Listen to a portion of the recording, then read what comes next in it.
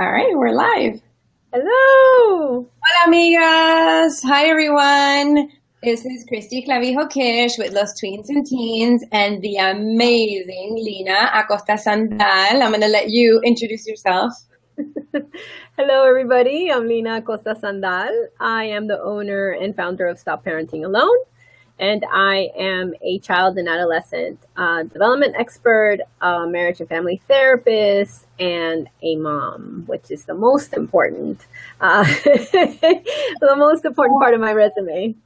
Overall, amazing amiga and resource to have in your life. And I'm here because I started Los Tweens and Teens when I had 7-year-old identical twin girls that if you know me on Facebook, you've seen them grow up basically on Facebook. And I was facing the challenges of raising them biculturally and bilingually, and I couldn't find resources online. And that's where the concept and the idea of Los Tweens and Teens was born. Somewhere along the way, I think like 2 years into it, I met the amazing Lina. And I realized that to raise children in this age, it really takes a village. And so the idea behind Los Tweens and Teens is really to be a resource, to work with an expert, like Lina. It's really a true partnership in that we really just want to help parents because it takes a village, parents, grandparents, tias. My colleague, Angelique Lozada, is an amazing tia. And we create content that tries to help all of us as we're raising really to the goal of having healthy and as happy as we can tweens and teens. So do you have anything to add to that, Lina? No, my favorite part of what you said is it takes a village, and it really does. And we keep forgetting that. It really does.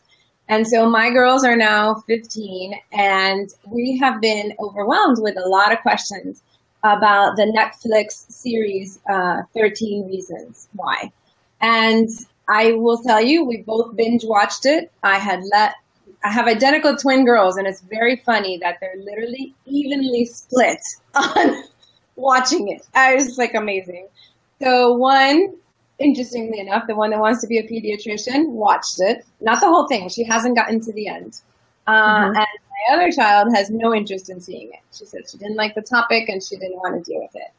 What I do say in having watching it and being the parent of teenagers is you have to watch it. You have to be engaged. This topic is really scary. I'm going to let Lina take it on the suicide rates as the number 2 killer of our children. And it'll make you sad, it'll make you angry, it'll make you flustered. But the first thing that I want to start off with on this conversation is to be informed. That's really what we have to do more than anything. Before we get started, we definitely want you to, hi Amanda, dear proud. Definitely share your questions. Give us your questions. We'll try to answer as much. This is our first of these kind of talks. Definitely, we want to have more. We want to hear from our moms and our amigas and our dads and our abuelos in the community. So this is really as raw and as easy as we can make a conversation. But Lina, I'm going to let you take the topic of explaining it from an expert standpoint, and then we'll dig into it a little bit more. Okay, so the most important piece to understand is how incredibly important the topic of suicide and self-harm is for parents of teens. Statistically, the CDC put out a study in 2013, and we haven't had one since, but it's pretty relevant. Suicide is the second leading cause of death for teenagers 15 to 24. It's the third leading cause of death for children 10 to 14. And, it's important to hold that in mind. The number one cause of death is unintentional injuries. And in teenagers, it's usually in an automobile accident. Because, we're going to start the 100 days of summer, which is a very critical time. So what's important for parents to know is that sometimes, yes, Amanda, they're incredibly scary. And what's important for parents to understand is that a lot of the time people have this urban myth that somehow you are going to know that your child is suicidal by observing their behavior. And the thing is that there's a lot of misconceptions out there. There are risk factors, of course, previous attempts, isolation, mental illness. So if they've been diagnosed with depression or anxiety, you have to be careful with that. Alcohol and drug use just kind of speeds it up. But there's also family stressors, there's also history of suicide in a family. And something that 13 Reasons Why touched upon in the later episodes of the show, and, spoiler alert, they taught somebody also, after she kills herself, another person also takes her life on the show. And a lot of people have been complaining about that. But there is a thing called contagion. Yeah, I complained about that too, but okay. It's an attempt. And here's the thing. The show is real. Is very, very real. And these are things that your adolescents are dealing with. And just because they're a straight A student or because they're straight A students, you may miss the signs because everything is okay. So I think that the number one thing that parents need to remember, that you always have to keep an open line of communication with your teen. If your teen says to you, "Mom, you already told me this," that's a good thing. Right. Because a lot of you guys out there are not speaking, are not asking questions because you get, right? You get that response and you don't want to be intrusive and you want to let them to have a life. But you know what? Check in with them a lot because they count on that, right? And that's really, really important. But the one thing that I will say about the show is that it's not dramatic. That's why it's only. That's why, if I had one word to describe it, I kept on thinking, and it was raw. The word is raw. I kept on, and from a parent, I watched. There were times where my girls came in and out of the room, and it captured them, and then they said like, "Wow, it sucks to be a teenager." And they tend to be on the happy side, right? So I have to watch it with that lens. Not every child has that disposition. So they tend to be on the rosier side of things, right? But they obviously have to deal with anxiety, a lot of anxiety and schoolwork and what have you. So the fact that I felt like I could feel those parents, right? I could feel them. It's raw, and I think that the important thing is that it made me realize as a parent who's ridiculously busy, that sometimes we're too busy and we don't disconnect and we don't, there were signs for her that they as normal functioning human beings missed. So I can't believe they missed that, right? Because I was watching it going, they're stressing. They have a business that's not working for them. They're both engaged in the business. They're not doing anything that my husband and I wouldn't be doing, right? They're a 2-parent household. You can't even say that she was in a broken home or that wasn't even there, right? So you have that factor of 2 supposed loving parents. So you had to toss the broken home issue out the window because the show is more raw because of that, because it's supposed to be they're in a small town. It's supposed to be as normal as it comes, which makes it more raw than ever. Right. And it was incredibly difficult for me to watch all the episodes. I got to tell you, like, there was a couple of times when I just wanted to bail out on this because I was like, I know this kid. I don't want to watch it. But I felt it was important and for me to be able to do that. But what I want to say is the show depicts perfectly the problem. Mm-hmm. And unfortunately, sometimes love is not enough. Mm-hmm. And I know that's incredibly difficult for parents to hear. But I just finished reading Sue Klebold's book. I think it's A Mother's Reckoning. It's the mother of Dylan Klebold, one of the shooters at Columbine. And I saw about that. yeah, there's a TED Talk, so if you're interested, read it. But she's currently an advocate for mental health and suicide awareness, because most murder-suicides start with suicidal thoughts. So if we prevent and care for suicide, we will also end a lot of violence. But I think what's important to know about this show, and I'll tell you just like globally, this is what I feel. It depicted the problem perfectly, but they did a lousy job at depicting the solution. Interesting. Okay. That's right. What I felt. That to me, I wanted her to have. Yes, there were opportunities for her to talk to counselors and things like that. But, school counselors, they're human beings too, and they're overworked, and they have a lot of kids. And I just felt that because I know that the teenagers are watching it, so this is why I want parents. That's why I wanted to have this discussion, right? Because if you're allowing your teen, sometimes kids will ask you, can I watch that? And or they just watch it on their own, right? Yes. They don't even ask you. So my concern with parents was that if the teenager is watching the show alone without your input, they did not give enough options for her to find alternate solutions. That's my problem, right? That when you think about her as having a good family, having, options in it. She's in a good school district. There are other people in the school. You could have made new friends.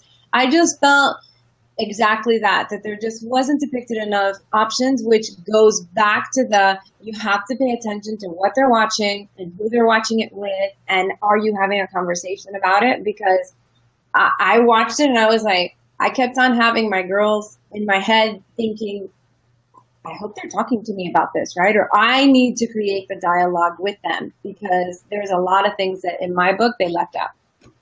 Yeah, and also I think that hi Diana. I think that a lot of I lost my thought because I said hi Diana.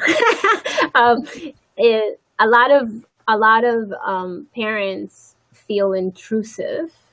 Yes. And they don't want to be intrusive because they've heard about, they need to launch, they need to be, but there's nothing intrusive about saying, all over the internet and all over my Facebook, everybody's talking about this 13 Reasons Why. Let's watch an episode together and let's talk about it. And it's important to be able to do that with your child. It's important to read websites like Common Sense Media, and I'll type it up in the comments so that you guys have access to it. It's an amazing website. It's an amazing app. And it tells you, the age group. It tells you what it is about. And for videos, for TV, for books, for software, it's amazing. So remember, media moves very quickly, and none of us as parents have the time, because that's a full-time job. But they do, and it's reviewed by psychologists and people in the industry, parents and kids. So I think that's you have to have the help and the opportunity to do it. And another thing that I will say, this is not a show for anybody under the age of 15. Exactly. Yes. No. Ninth grade. What I love, and for those of you who have both ages, because I always have to remember that not everybody's world is a twin world with the same age, right? So the vast majority don't have my issue of both kids having the same age. But I will say that why it's important for parents of tweens to watch it, not the tweens themselves, but for parents to watch it, is because it's an eye opener. I think it's don't be afraid. People always say, oh my God, you have two teenagers, your life is hell. No, we just have to be open and accept the challenges and be working with them. But what I do think is important, that for parents of tweens, the tweens are not for them. It's not for them to watch it, but it is for you to get open to it. Like I would have loved to have seen this when the girls were 12, right? Because it would totally open, like get me ready to pay attention to them, to take in their cues, to think about what is really going on in school. Half the time you ask them and you're like, how is school? Good. Is anything going on? Fine. Are you frustrated by anything? No. So since you're only getting one word answers, what I think that an opportunity in watching a show like this is that it makes you think about your conversation before you're going to have it.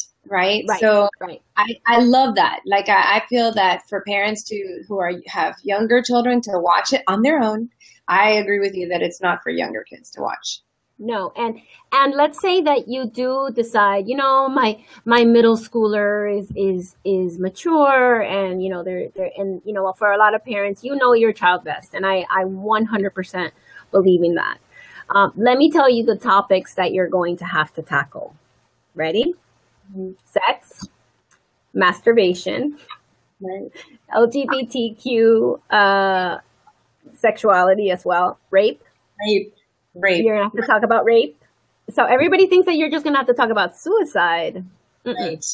Right. So if you're ready to have a discussion and a values discussion with your middle schooler about rape, graphic sex, it's graphic, right? And suicide and rape and consent. That is that's a catalyst.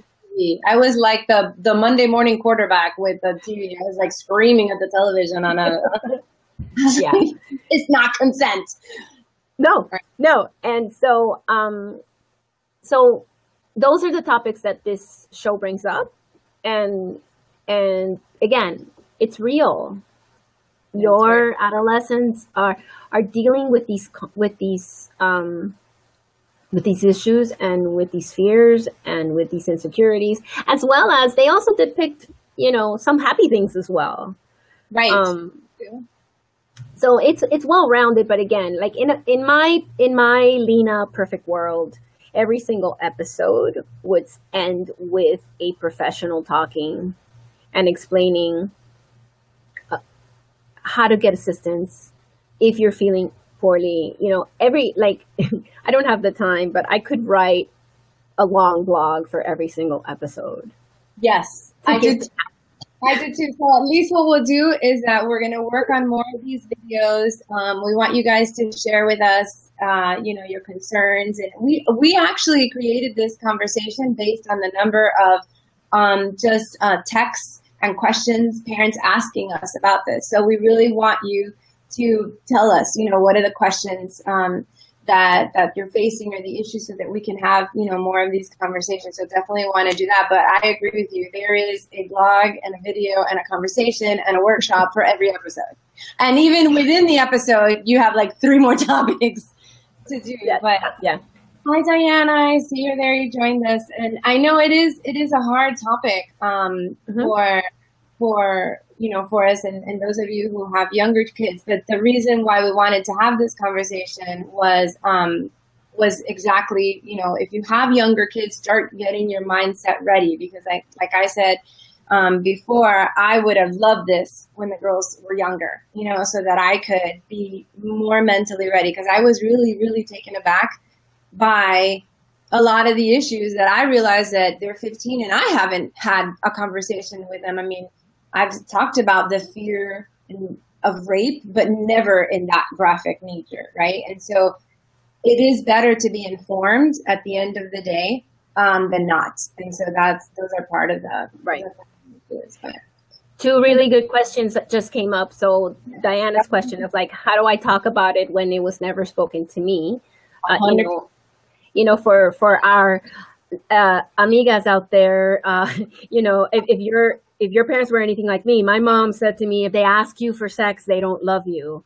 That did a number on my head. Right. And Claudia asked, my son was bullied in a Christian school. Should I interfere? Okay. Both of these have a common theme. there's an urban myth out there that if you talk about it, they will obsess about it. Or, if I talk about sex, then they're going to have sex. Or if I interfere in my child's what's happening at school, he's going to be mad with me. He told me not to say anything because it's going to get worse. Right. Okay, so let me do these separately. We can talk about sexuality and consent and rape because it's important. It's an important topic, and also because as human beings, we know what we hope for our children, for the kind of values that our children need to have for us. So I want you to stop and think, when I was 15, when I was 13, when I was 18, when I was 21, what do I wish a parent or an adult mentor would have said to me? And, sit in your bathtub or drink a bottle of wine with your partner who you parent with, whomever you parent with, and have the discussion there first. But we've all been 14, 15, 21, and go that route first. Find resources together. They ask you something that you cannot answer, seek it. There's a lot of stuff. And also, Claudia, when it goes about interfering, when it comes to bullying, it's important to first begin to understand with your child, okay, what is going on? It's really difficult for them to talk about it because they feel embarrassed. Because a lot of children that are being, sorry? Especially with boys, like somehow boys are supposed to have this magical shield that we don't know about. Yeah. Well, remember we break our boys. We tell them to be brave. We tell them to be strong. But when it comes to bullying, it's important to, if you hear about it, because most of the time as parents, we don't know about it. Mm-hmm. So it's important to sit with them and say, okay, tell me what happened and tell me what's going on, and let them know, I know that this is embarrassing because somehow you feel that you've taken this on, right? And I know that you're feeling like a square peg in a circle world. And then start there. Always when you communicate with your children, be empathic first. Don't tell them, oh, you'll be fine. Oh, you when you're 13, you're gonna forget all about this. And that nobody wants to hear that. First we have, when was the last time your girlfriend said to you, oh, just suck it up. Oh, forget about it. And it doesn't feel good, especially when you're in so much pain. And discuss with one another and think, and okay, Claudia, that's great. If he tells you, please don't do anything about this, mommy, you have to wonder with them why, right? And let's pretend that they give you a really good reason. So then the next step is to help them think about ways to protect themselves. And it is not weak to walk away. Please stop asking your children to speak up because it's too hard sometimes. And then not only are they being bullied, but they're feeling like they're failing you. Right. Something that came up in one of the questions is Amanda asks, is it something, she has a 14-year-old and a 10-year-old that haven't watched the show yet, both boys. And should she watch it first before allowing her son, the older one? Like we said before, Amanda, for those of you who are joining us a little afterwards, we don't feel that the show, going back to the 13 Reasons Why, we don't feel that the show, and both Lena and I are in agreement, that it's for less than 9th graders, so that it really should start from 9th grade up. But given that it's the summer, we have 14-year-olds who are starting in the 9th grade. I think it's one of those cutoff points. What do you think, Lena? I would think I allowed the girls to watch it again. If you join us afterwards, I have identical twins who one watched it and one wants nothing to do with it. And I started watching it while she was 4 episodes in because I was hearing so much going on and she had a lot of questions. And I said, okay, hold where you're watching and let me catch up to you. And then we started having conversations about it. I actually am thinking about the order, Amanda. I would rather have seen it first and then be able to have a more educated conversation. What do you think, Lena? I agree. So my recommendation to those of you, my recommendation to all the parents is to watch the show. Mm-hmm. Whatever themes come up for you, trust that those are the themes that you know your kids. So let's say that you decide that you're not going to let your child watch it. I challenge all of you to still talk about the themes. 100%. Right? Because this show, again, has a lot of holes, and it is irresponsible in a lot of ways, especially for those children that are actually thinking about suicide. The one thing that makes me very sad is that usually there are two reasons why someone wants to commit suicide. One is, when I die, everybody will understand my pain. Yes, yes. And that made me ridiculously angry because I just felt like there were so many options that she didn't choose. But go ahead. I'm sorry. I got swept up in it. It's true. And that's one. And reason number two is a lot of people have suicidal thoughts because they're in so much pain. And it's about brain health. Their brain is no longer really fully functioning. So it becomes a beautiful option to just make everything stop. Right. Right? So it's a very, very, very dark version of when all of us wake up in the morning and we say, I can't do this today. But suicide is the very, very dark. So what this show does very irresponsibly is that it glorifies the one of them, which is everybody's going to miss me and everybody's going to suffer. Right. It glorifies it, the tapes, the chase, the map, and for me, I was very, very scared for maybe there's a teen out there or a middle schooler that's watching the show and saying, yes, that's exactly right. Which is why we have to be involved. 100%. So all the parents, please watch the show. Please take the topics and but watch it first and be ready to and tell your kids, okay, you can watch the show, but we are going to talk about it. Right. 100%. Because I'm going to tell you, for those of our amigas who are out here who are with the Latina background, unless you had a really open mom, right?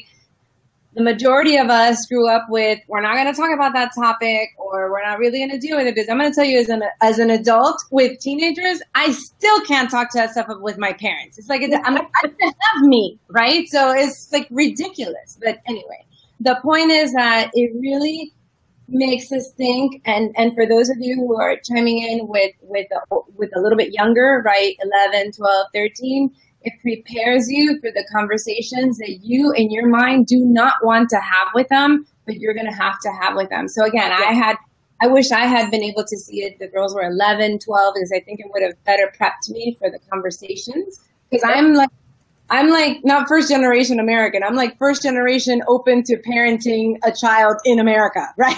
So I was like, oh my God, I'm like on my own on this one, right? But then again, I have a husband, funny enough, who's non-Latino, who's very open to having these discussions and has actually pushed me into, you have to talk about these things more. So I think it's kind of funny as a dad, I have kind of that balance to have that discussion, and I'm so informed with all these topics online and what have you. And I still had a hard time. It's not easy. So the show definitely allows you to think about the things that you have to talk about, but very scary. And I will tell you that the theme that really, really bothered me as a parent is that the parents were very normal, busy parents. Didn't really give a lot of signs that would outwardly tell you all these things are wrong, right? So watching them and their behavior and their communication, to me, more evident than ever before, because they were going about their normal business. They were not caring parents. And so that was really one of my biggest problems. But yeah, I want to address a couple of things because Elena, I always say her name. I'm so bad. Elena. Elena, Elena asked a really good question, which is, would it be too triggering for me? And so fair warning, those of you that are listening to us today that have suffered some kind of abuse in your past, this show can be very triggering. So, but as a parent, so you don't necessarily have to watch it. And then another person said, I think it was Claudia, said, I'm not ready to have this discussion yet. And I'll say this, it's important to have the discussion because it's being discussed already. And I want all of you to be one of the voices that your tween and your teen is listening to. Mm-hmm. So, no, if it's too triggering because you have suffered some type of abuse or you suffered, this show is incredibly triggering. You see her suicide. Yeah, that's hard. It's really hard, which is exactly why you also have to know your child, because I think it's very funny that if we take the test of the identical twins and one saw it and one wanted nothing to do with it, I think it's very funny that the one who wants nothing to do with it can't handle it. And so I will never force her, to see it. And she herself doesn't want to see it for that reason. So I think we really need to know our children and what can and cannot handle. The other one wants to be a pediatrician, so I guess it's in her nature. It's a medical thing, right? And again, you don't have to necessarily see the show, but if you are a parent of a 13 and up, this is the time to talk about sex. This is the time to talk about the themes of sex, consent, dating, safety, and it's also the time to talk about the other things that the show speaks about, which is social media, bullying, also like an under theme that's not right in your face, this idea of kindness and being in community. Yes. All these kids failed at it miserably. And they do that, they do that because they're adolescents, and part of adolescence is understanding social norms, and part of adolescence is finding yourself and who you are. So if you don't watch the show, that doesn't free you from not talking about the topic, because you need to be one of the voices. Yeah, even if you're like cracking up or cringing or sweating or whatever it is that's going to happen. Yeah, one thing, and I did want to, and I know we've been at it for a while and we'll have to wrap up soon, but one thing, if there were anything that I could say that, and I don't know if we talk about this, and I wanted to, with our kids, I think that, most of us are good human beings, but are we taking the time to fully illustrate? I think when kids are little, it's easy for us to show them, say thank you, say please, be nice, don't hit him, don't bite. Right? It's easy when they're little, and they start to get older and they don't want to talk to you, and you kind of forget to have the conversation of just kindness, right?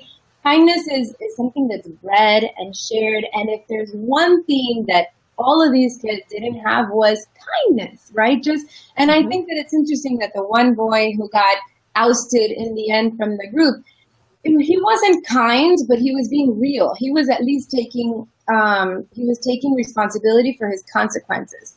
So there are two things that came out of it for me, right? And I'm a Girl Scout troop leader. We talk about kindness, supporting of each other as girls, as sisters, which I still to this day don't understand why it's so hard for women, but it is. It's incredible to me. Can I tell you why? Yeah, tell us. It's internalized misogyny. Interesting. We have taken on the bias of our own gender. That's a whole, we're going to I could write a book about that. There's a lot of books out there about that. Okay, go on. No, so, I think it's not. I think that, I always made my girls be friends with whoever was the new kid in the class. They didn't have to be best friends, but I was always just like, whoever's new, make sure you always be nice. I think I've made my girls maybe too nice, but anyway, the point is that I was always obsessed with be kind, right? Like Cinderella, be kind, right? But there's no kindness. There's literally no kindness among this group. And I think that she was looking for kindness, right? Yes. And I think that as human beings, we're lacking that. And are we enforcing that in our teenagers? Like when they're not talking to us and we're okay with that, I have a problem with that. So I wanted to stress that, the kindness. And then the other thing is the conversation on consequences. And I wanted you to address that, Lena, because I think that the show attempts to illustrate that your actions have consequences, right? That you may not be kind to that kid and that kid's having a problem, but what you do has consequences, and sometimes really, really severe consequences. So are we talking outwardly to our teenagers about consequences? Because I think that a lot of adults forget that there are consequences. We're not having it as teenagers. We're certainly not getting it as adults, right? So I think that would be a great, thing to touch on real quick. And this idea of consequences, I think the parents are not going to like me, but I have to say it. Sometimes your child gets a bad grade, doesn't get into the AP class, and you blame the school, the teacher, everybody else. And then you don't make them accountable to ask for what they need and to stand up for their needs. And if we're going to teach consequences, natural consequences to our kids, or those of you that are still reminding your 9th, 10th, and 11th grader that they need to do their homework, please stop. You should have stopped that in 3rd grade. Okay? Because natural consequences are my favorite teachers. Because see, if for your 3rd grader, you just have to set up the scaffolding. So you have to tell your 3rd grader, it's 4:30, you have until 6:30 to finish your work. And then when 6:30 comes and they've been, upside down looking at their Pokemon cards and they don't do their homework, they need to go next day to school without their homework because they didn't take the allotted time. Because then in high school, you don't have to be on top of them.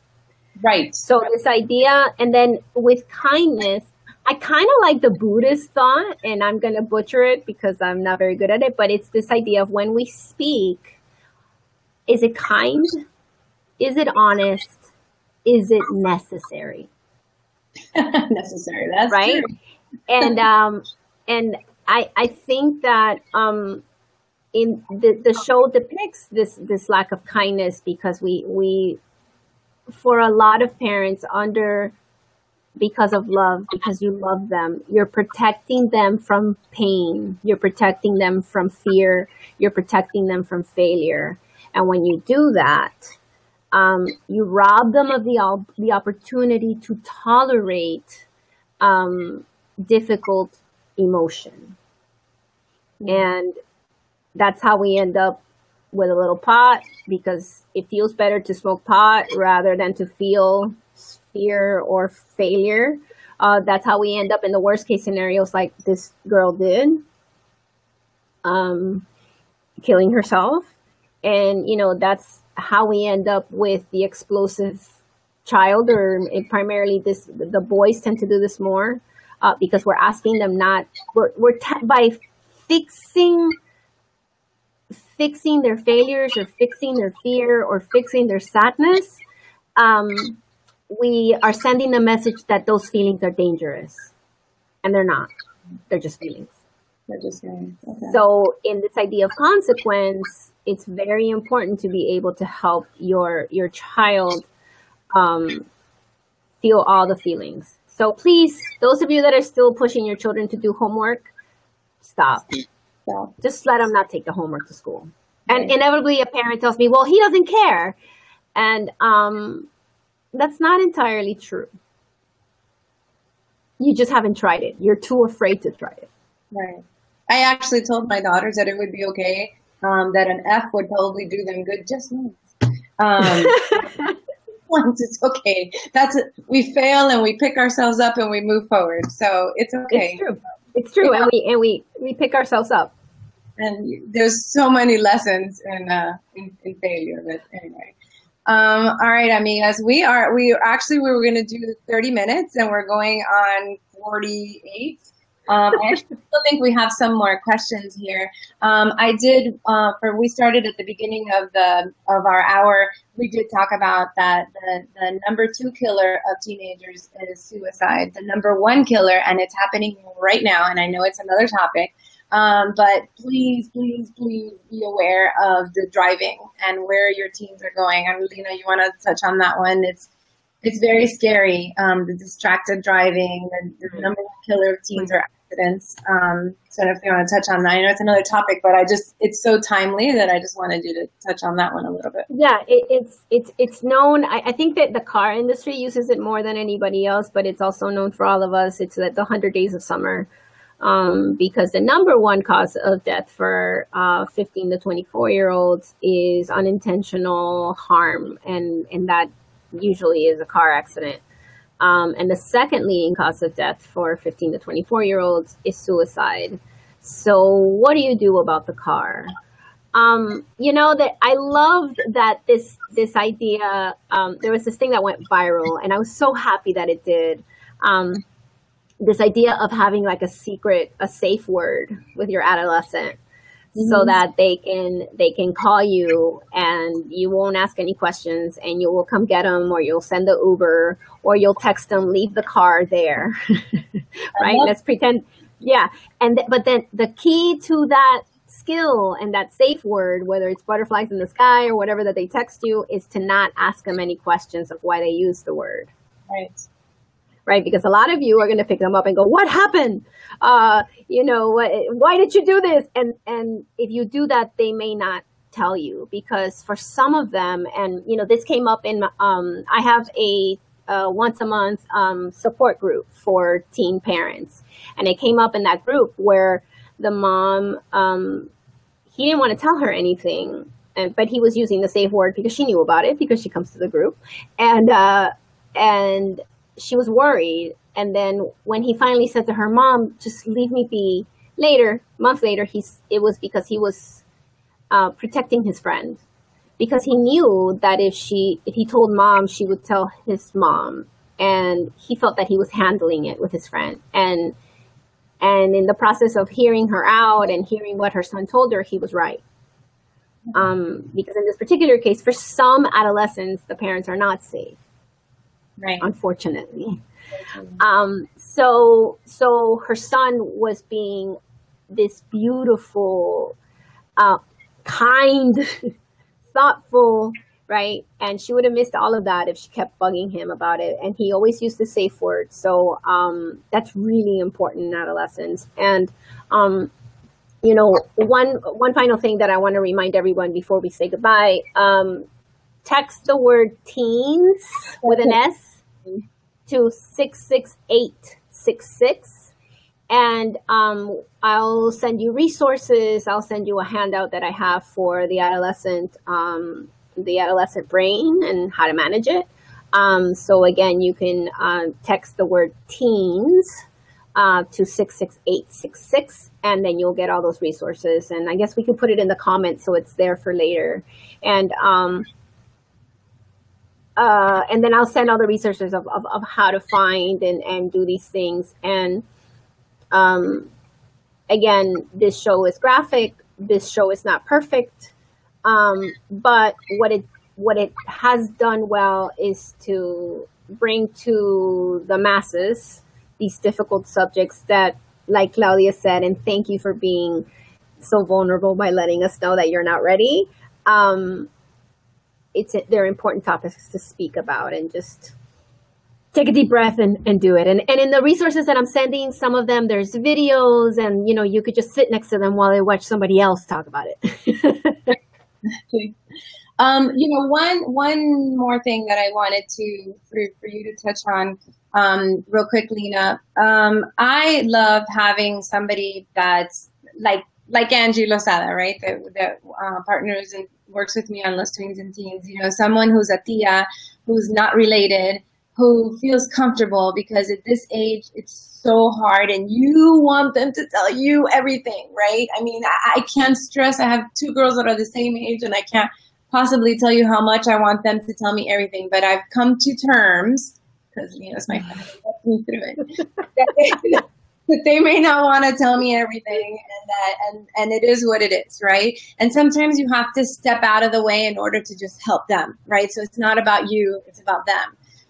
So I think if you want to touch on the importance, you talked about the safety word, but maybe in addressing that one cool person that you help them build that trust with, and they may go to that person who will eventually have the same, morals and basis that you want for your children, but it's not you. And so I wanted to touch on that because the tias, and it's maybe not be a biological tia, right? But a tia is so important to helping them through all this stuff. So I just wanted you to touch on that real quick.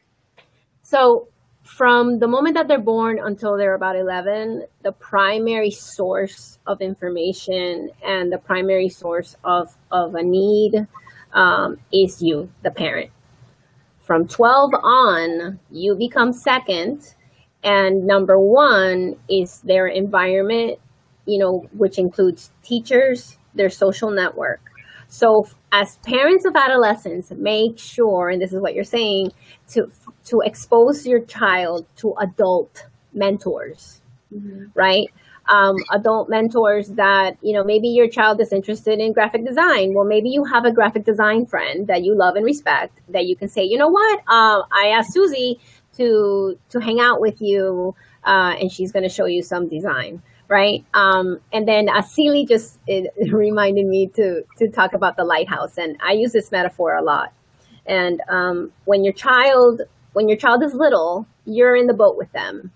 And you're in the ocean, and you're in the storm, and you're there, and you're helping them, row and do all these things. When your child becomes an adolescent, you are the lighthouse.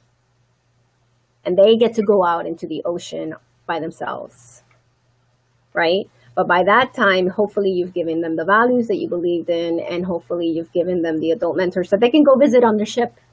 But you always have to be the lighthouse. You have to be, and that, I think that's the hardest part of being a parent of an adolescent. Because you're spending, almost 13 years grieving your baby. Because if you did your job right, they're launching into the world. So remember that you, the parent of an adolescent, you are a lighthouse. And you have to be bright, and you have to be there so they can come back to safety and they can come back to shore.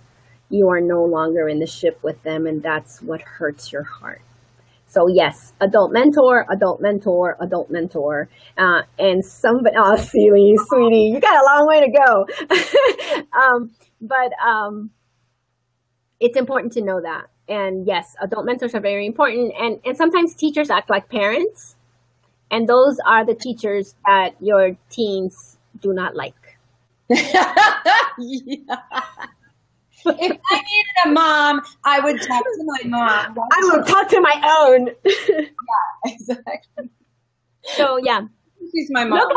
Yeah. I think we should start like a nonprofit where we like hook up like professionals with teens. And that would be great. Somebody out there do that. Yeah, awesome.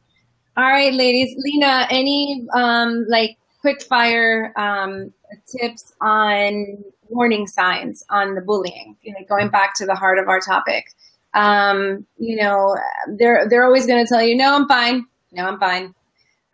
So, "No, I'm fine" may not be good enough, but how can we pull it out of them? Frequent migraines or headaches that keep them from going to school. Those are physical manifestations of the stress that they're feeling.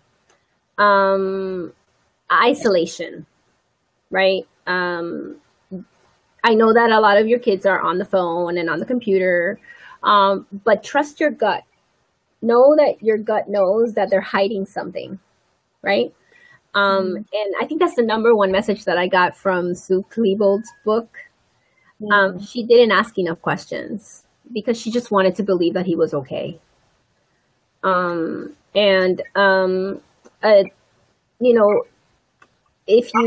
Sometimes they write really scary essays in their English class. If your gut is telling you something's off, trust it. Trust it. And please, one last thing. You have every right to tell your child, I pay for the phone, so every once in a while, I'm going to look through your phone. Yes. Yes. Yes. Please and follow social media. Look at it. Look at it. Pay attention. Yes. Yes. And friend them on social media. Yes. Follow them on social media. You are not intruding. You are safeguarding. All of you guys are protecting your children from the stranger down the street that's going to kidnap them or sex traffic them, but then you hand them a phone. Mm-hmm. So look at the phone, look at the computer. If you're worried about them, tell them, I am going to look through your drawers. I'm going to look through and they're going to scream bloody murder, but do it anyway. Right. Especially if your gut is telling you something's off. It's okay to do it. It's worth them telling you, I don't trust you ever. You're hard. It's worth it. It's worth it. Okay, so that's good stuff. 100%. I love, that's the one thing that we do say as parents. We say, do you pay for that phone? No. So hand it over. And I will tell you, they complain because they literally say, that's the only thing that you do. And our answer is, that's the only thing that works. And listen, for the really sassy teenagers out there, tell them, Google looks at their employees' email, and Google searches in their social media. Every major corporation will look in your, if those of you that you have corporate jobs, tell your child, I don't send anything crazy in my email from a corporate job. So this is a life lesson. Right. But you pay for that phone. That phone belongs to you. Right. Mom, dad, grandma. 100%. Thank you, Lina, so much. Thank you, everyone. We are starting our Los Tweens and Teens community, so you'll be able to tell us, more. We're going to be doing these topics definitely more often. We have the amazing Lina, who has actually a subscription service for parents to work with you on an ongoing basis. I know that I love to have her as a lifeline on a constant basis. So it's not easy. It takes a village. And our hope that with these conversations, tell us the topics that you want to hear from, tell us the topics that you'd like to ask Lina, to write about and to share with us. So definitely it takes a village, and we're trying to just work together to get as many healthy, happy in parentheses, teenagers as we possibly can, or just raising healthy adults. So I don't know if you have anything else you want to add in there, Lina? No, just telling everybody, this is why I named my business this name, Stop Parenting Alone. Exactly. Knock it off. It's okay to ask for help. To watch the show, if they're watching the show, going back to 13 Reasons Why, get involved, watch it yourself, and be ready. Be ready. And we'll talk soon. Ciao, everybody.